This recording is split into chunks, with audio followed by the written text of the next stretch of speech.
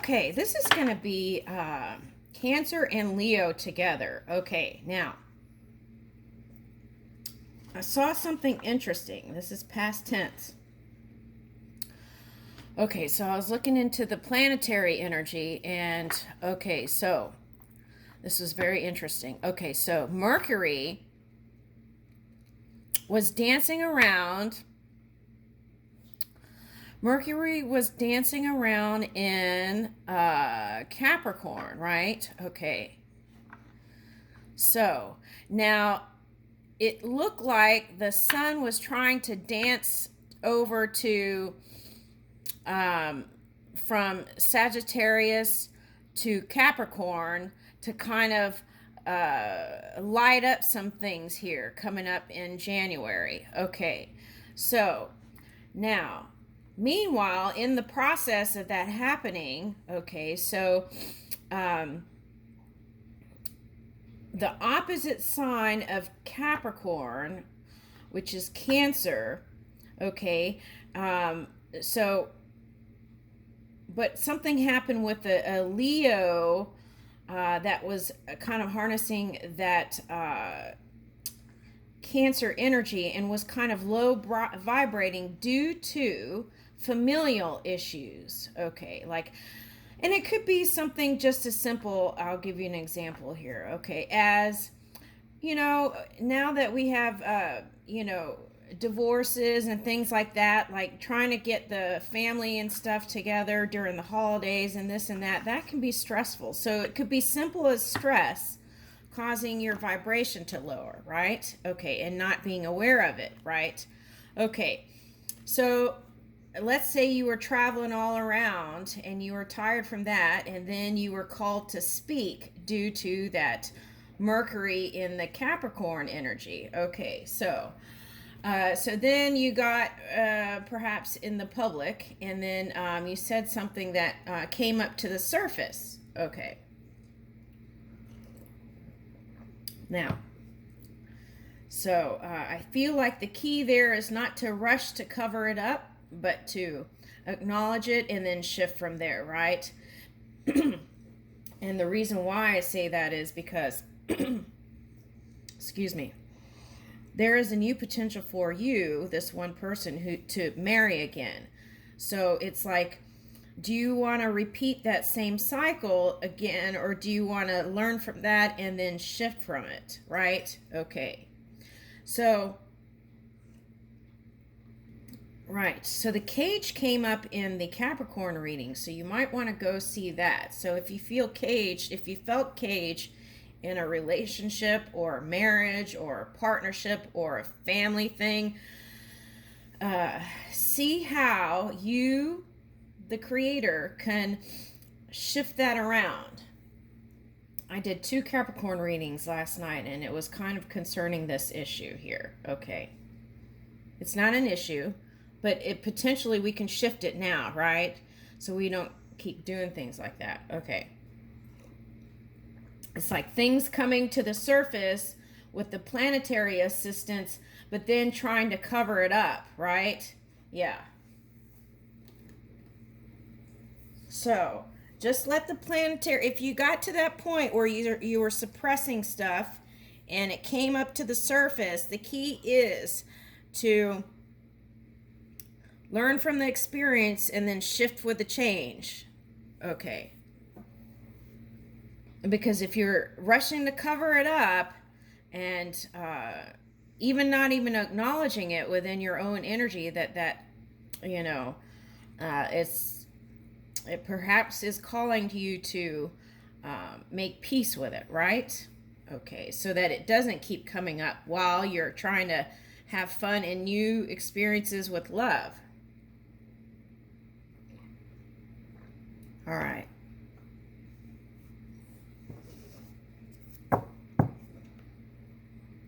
And some of you may choose not to marry again. There's no rule that says you have to get married. But if that is the case, and then you approach people, it's important to let them know that you have no interest in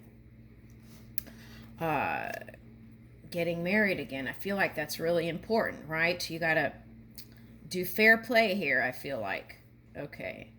Because I feel like it's two Leos here, and one Leo has their heart on you now. Okay. And so, and then the other Leo is coming up with this stuff in the surface, coming up to the surface, right? Okay, so that could also represent the winter period, right? Kind of hibernating and going, getting ready to recalibrate, to get a spring in your step and move into spring-like energy, right? Okay. So if that was you traveling around with your new partner and stuff, I would suggest you taking time to recharge. I feel like that's important here. All right. And it could be simply as taking naps, meditating, going for light walks, things like that. Okay. So, all right, so let's see. We're Cancer Leo. Okay, Cancer Leo. Okay. And I don't feel like it's anybody who's harnessing any kind of Capricorn energy. Okay, because of that Mercury. And so if you're, not recharging and things like that, and not releasing stress, then that could have you picking up and saying funky things that you don't mean. That there's that too. Okay. All right, I'm not going to repeat that. We're trying to shift it, not create it again. I'm sorry I'm laughing, but it was like saying something that you really felt, and then it came up to the surface, but that was past. You felt that way in the past. It wasn't anything now. And then you're scrambling to try and cover up what you said. Okay, so it's that energy. So let's be mindful. And this goes for myself too, of speech, because I have a clear way of speaking, and it doesn't always rub people in the nicest way, right? In the past. Okay, so okay, so here we go. And I feel like we're all reaching for clear communication and saying what we really mean, right? And then standing up with it, with our energy. Okay. Being, for some, that's being authentic. Okay, Sun. Okay, so now this is, okay, so some of you were probably harnessing that Scorpio energy. Okay, I'm picking up. Okay, so some of you that might have looked like going out with a Scorpio in 3D, working on family, working on money, working on your taxes. I must be a Scorpio. Oh boy. Anyway, okay. Back to Leo and Cancer. But because you're a water sign, okay, Cancer, you can pick up the other watery energies. Okay, so. And I feel like there is some of that in the Leo energy too. So the key is illuminate your world, right? Illuminate your world, illuminate your speech, and illuminate your mind. Illuminate your body, illuminate with your spirit. Okay. Your immortal spirit, purpose, and destiny is involved. Okay. So, now the sun was transiting, okay, from Scorpio to Sagittarius, and I feel like it was somehow in the 3D, okay, it felt like, okay, humans were translating the sun casted shadow into their experience. So I feel like what I was trying to emanate is to be the light, be the sun, right? If you were felt like you were in the shadows about subjects.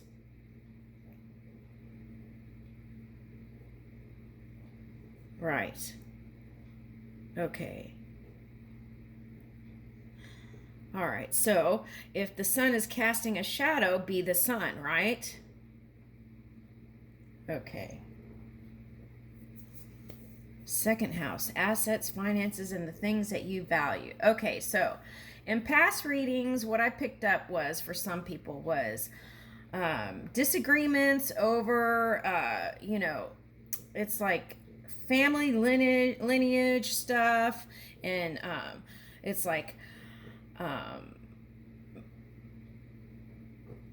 feeling a sense of entitlement to things that other people really deserve to have. Okay, so something like that was coming up. Okay, so the reason why I'm bringing it up is so that we can just review, release, and then move into the new year with positivity. Okay. All right, so in the new year, find ways that you could be proactive in showing positive energy around money issues, money things, right? Okay.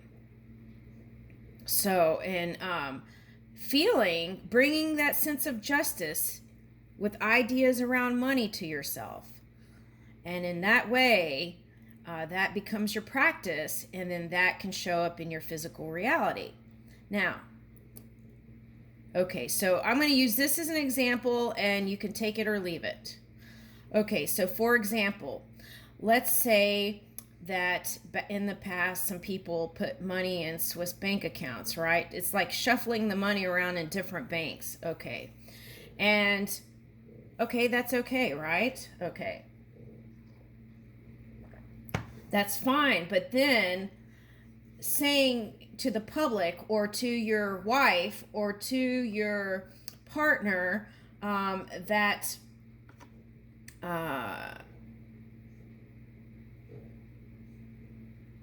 money is is not liquid, is not a liquid asset, or is a liquid asset, or is something like that. It's like switching around the it's like shape shifting around money. Okay, so let's kind of align with that and see how you can be more transparent, and if not transparent, doing whatever you need to do, but then don't saying something in the physical reality with your mouth, something different, right? Okay, because your word is your wand, so you got to watch out for that. So if you tell your girlfriend you don't have any money, and you actually do, you have it in 5 different Swiss bank accounts, okay, or something like that, then since your word is your wand, it can work things out to work it that way because you're the magician. So let's be mindful of that moving forward. So what is that anyway? Let's get to the core of that. That's fear. It's fear around money, not enoughness, lack mentality.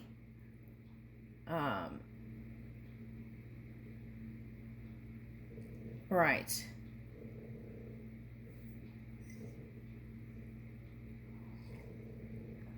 So what we can do is bring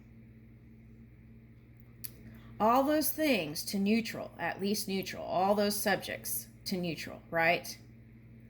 And then receive each day as a newborn babe. Okay, riding in the sun or being the sun, right? All right.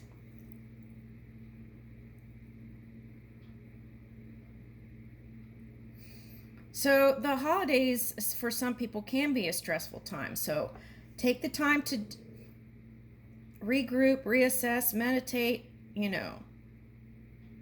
take a spa day, whatever you need to do. All right.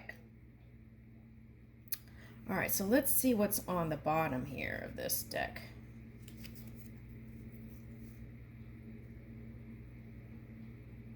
Okay, so this came out before in other readings. It's like your potential to learn something in your local neighborhood, third house. Okay, so it's like instead of focusing on doing that funky work back here, okay, shape shifting, there's nothing wrong with it, but I feel like you could take that energy, right, and put it towards something positive to learn and create. And it could be right in your front yard or backyard. Okay.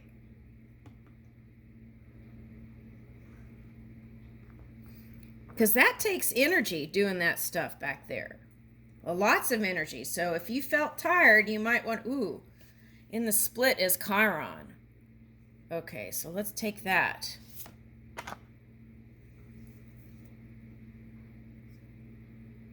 Okay.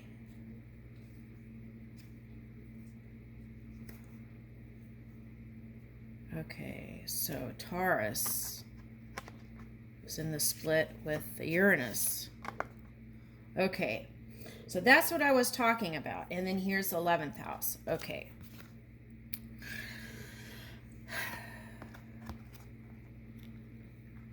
Communication is key here, to speak clearly and use words that, think of the words that you speak will manifest, and then you will be more mindful about what's coming out of your mouth. Okay, now I'm just the messenger. Okay, so that's the thing. Okay, Mercury in Capricorn, okay, can affect the Leo and Cancer cusping energy. Okay, and I would give or take 15 to 20 days within each sign. That's what I would do, because there's no line that says, okay, Leo energy line, and then there's not a barrier there, right? Okay, so now Chiron, okay, is the Sagittarius energy. Okay, in the Chiron story, okay, there is the other Titans were made out of rain and the sun. Oh, rain and the sun. Water and fire. Ooh, this reading. Oh my goodness. Water and fire. That's Cancer and Leo. Okay, so the other Titans were made out of water and fire. And the difference with Chiron was that he had compassion and he had kindness.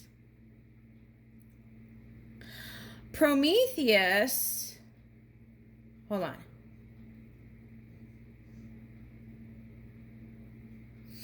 Okay, Prometheus gave fire to the humans. And as a punishment, was it Zeus? Okay. Anyway, so Chiron had compassion for Prometheus. So then I think it was Zeus that put the Chiron in the stars or something like that. Okay. So that was the key element there, was kindness and compassion for Chiron. Having empathy and through that love, the healing power emanating through his own physical apparatus, and had the ability to teach and learn that way of being. Okay, now Chiron was different. He was like the bridge from the heavens to the earth. Okay, so he had that connection to the heavens and the earth. And I don't feel like, I feel like that you all have that same capacity, the bridge to heaven and earth realm. Okay, so closing that gap from all that, whatever that shape-shifting energy was back here, and then closing the gap, closing the bridge, so that the heaven and earth realm is like Chiron. Okay. And by doing that, moving in that positivity, that it's like a union of masculine and feminine divine, yin and yang, okay? And so in that, when we move forward on the leading edge in this Uranus energy, right? The 11th house also, where the cosmos grants wishes, luck, friends, and social occasions. Okay, then we can bring that abundance, the bridge, bring that abundance into this foundation, this physical reality. Okay, so the energy around you shows the abundance of nature. It is rich, earthy, and productive, yet relaxed. Keyword, relaxed and slow. Okay, so there's one more thing I want to say. I feel like, for me, when I harness Taurus energy, it's more of the masculine. Okay, so if you're doing that, and then you have the sun, which is a masculine energy, I feel like the message here, again, it came up yesterday, is to be also in the receiving. Be open to receiving the gifts of the universe, the gifts of the heaven realms. Okay. So the key is to pay attention and be open to receive it in the physical reality. Okay, so this came up this year. Okay, so it's like someone offers you tea, you accept the tea, and they offer you a cookie, and okay, so you could say no because of the diet, but if you're not on the diet and you just say no, just out of habit of saying no, then you want to take a look at that, right? Okay. Yeah.